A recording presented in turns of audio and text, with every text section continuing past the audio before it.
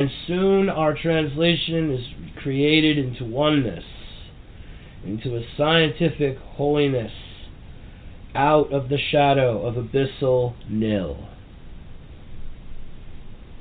That was the second poem in Etherealist Hymns by Richard Andrew Olkusz. Featured at some point, I'm sure, on the Olkusz Network, but I don't know what Ricky's trying to do with that yet. So that one was another bear trap in the middle of the night, you know. Oh, we're gonna discuss a lot of bear traps and wolf nets or wolf something Snare. like that. Yes, snares and pits, as it were. And because my next when I come back from the break. Yeah. Because we're gonna do our plugs and we're gonna come back, and now we have horror in love. So my next selections are gonna be discussing the idea of love and relationships, the horror, the beauty, I'm gonna discuss a lot of that. Oh me, oh my. and I have a real horrific one I could read about relationships, but when I say horrific, I mean it's one of those, like, if there's kids, you might want to think twice. But I should probably not read that one because he asked me not to read that one. Well, it's a matter of like, depending on what Valentine's Day would you like, the Valentine's Day of Are you chocolate and candy, or the Valentine's Day massacre?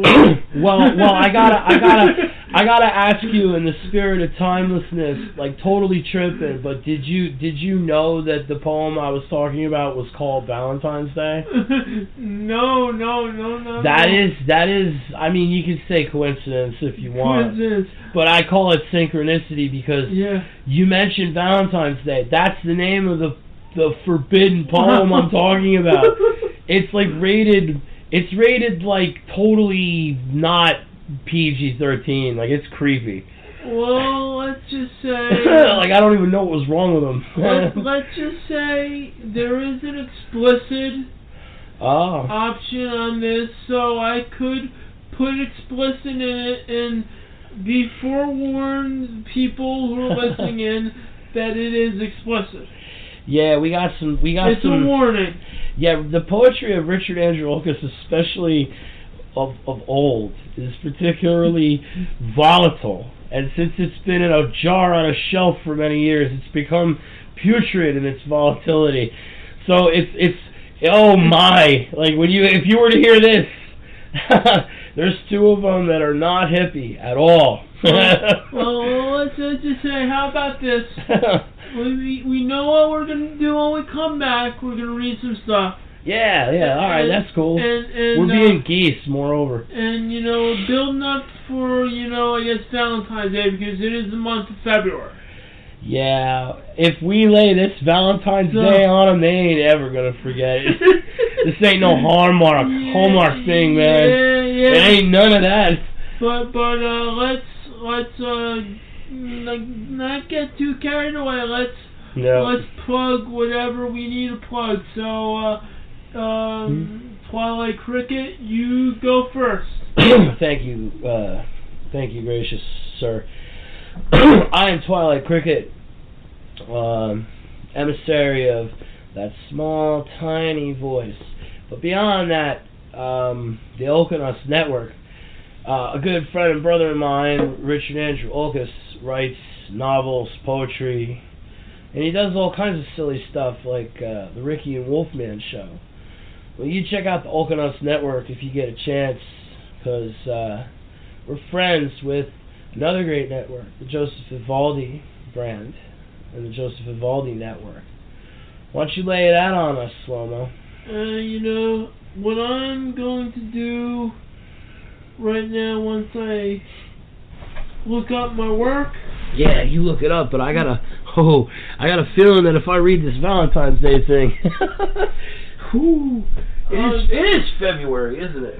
It is the month of February, and sometimes we need to release the waves of February. So. Well, let me tell you, this is gonna definitely heave a giant millstone into the lake of February. I mean, oh my. Okay.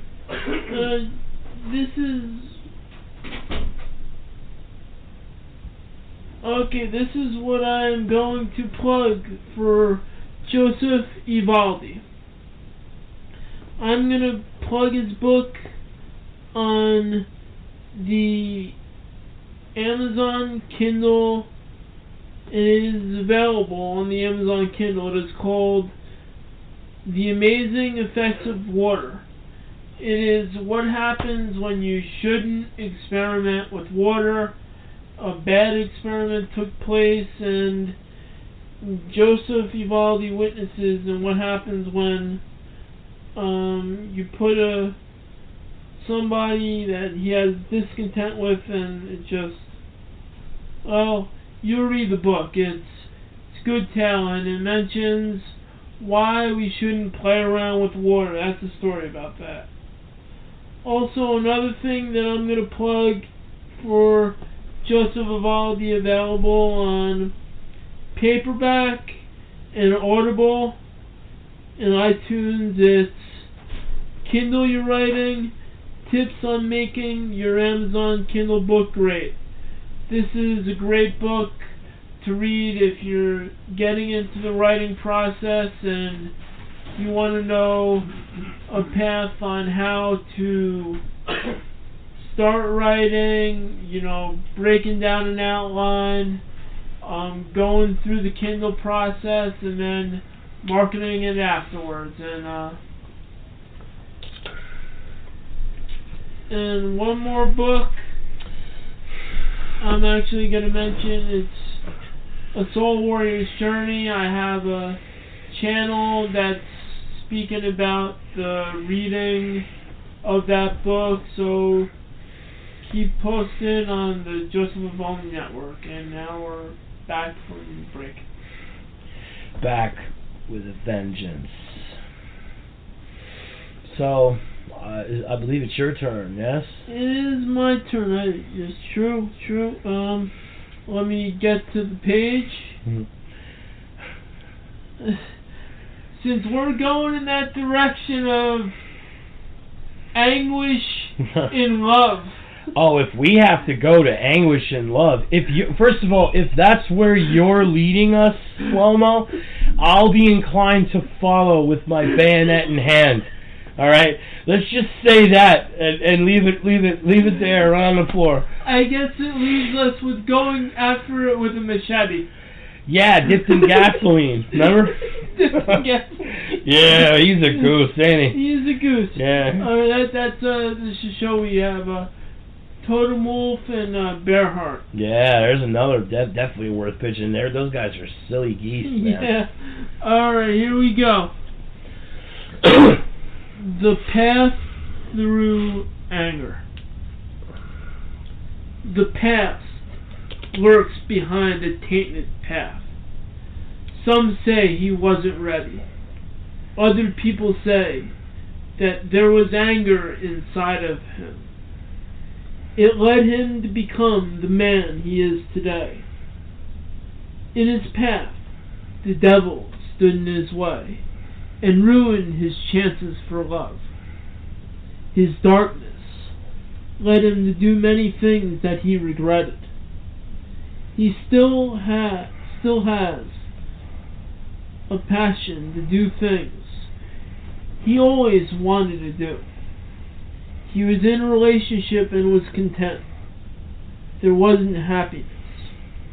He wanted more out of life.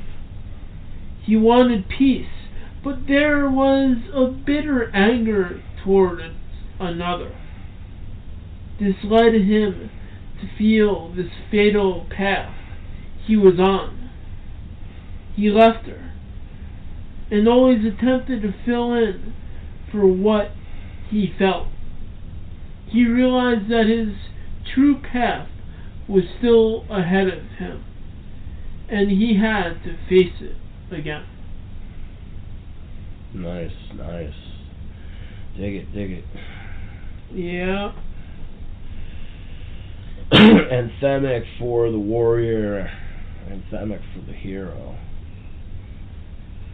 Yes, and that is a time in Joseph's Uvalde's life that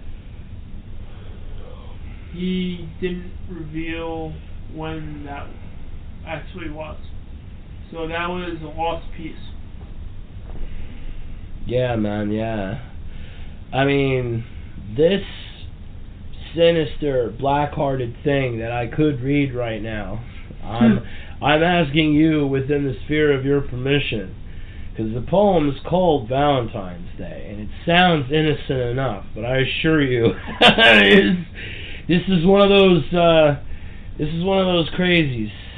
So, you know, I have to find a crazy one myself too, if I have a crazy one. I do. This is definitely a qualifier for what a crazy one is. So, do you want me to read this one, or do you want me to read the less crazy one? How about read the less crazy one? That sounds like a good idea, because I don't know, man. That's, you read that one, you ain't ever gonna forget it if you hear that one read. That's all I gotta say. So this one, as silly as this is the less crazy one. Alright? Yeah. This one's called Curfew. Alright? Blood flows freely from the mouth out onto the boot of the police unit. It stopped the boy for being in the courtyard with his skateboard. Broken jaw, shattered cheekbone, and missing teeth. His eye flickers as he is evaluated by the nurse's office. Large needles grace the end of neon probe. You will return to class and receive remediation assignments. It is a shame that we must re-administer this lesson to you. This makes number 3. Curfew is at 7 o'clock. Lights out at 8. Warn once on the street. Then termination is warranted by the new conduct laws. So you have been informed. That was Curfew. And that was the less crazy one, I assure you, on a stack of whatevers. That's out of yesterday's Harmony, which will be a reprinting of Signs and Wonders, Richard Andrew Olkusz's poetry from 2004. You know, I like that. You like that one? Curfew is always a favorite. When he used to read it at open mic nights, it would usually wake some people up who might have otherwise been sleeping. Especially the delivery.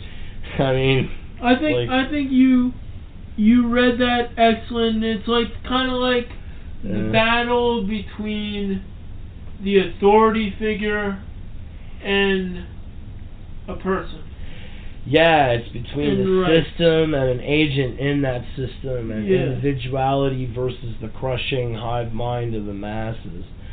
That's a track off of a poetry CD that Richard Andrew Olkusz did back in 2004, 2005 too.